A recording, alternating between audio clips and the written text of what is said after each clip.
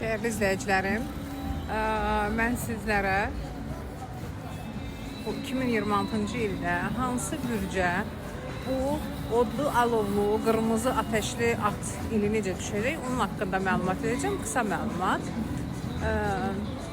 Demək ki, 2026-cı il 12 ildən bir olduğu kimi at ilidir, amma bundan fərqli olaraq 60 ildən bir olur. Bax, bu odlu, alovlu, qırmızı at ili.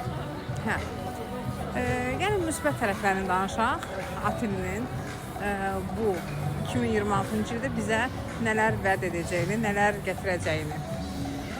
Bu il 2026 ən əsas qoçlara, buğalara, şirlərə, oğlaqlara, belə oradan buradan dedim mən, və ox atanlara daha çox uğurlu olacaq.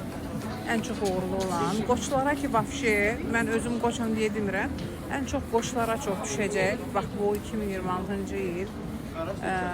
Bax, bu adını sadaladığım oğlaqlardır, qoçlardır, sonra ox atandır, şirlərdir. Hazır olun hər bir sürprizlərə.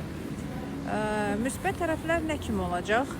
Çoxu ailə quracaq, çoxu özünə partnyor tapacaq, çoxları tek qalıbsa uzun zaman daha tek qalmayacaq. Kasıb olublarsa biraz imkanları yaxşı olacaq.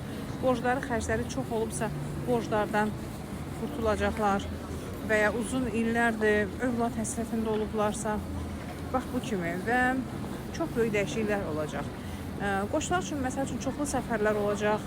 Ox atanlar üçün də şir bürclərinə də səfərlər çıxır və həmçindəki başqa digər ölkələrdə məskunlaşıb yaşamaq, bir həftə, bir günlük turist kimi yox, yaşamaq belə düşür.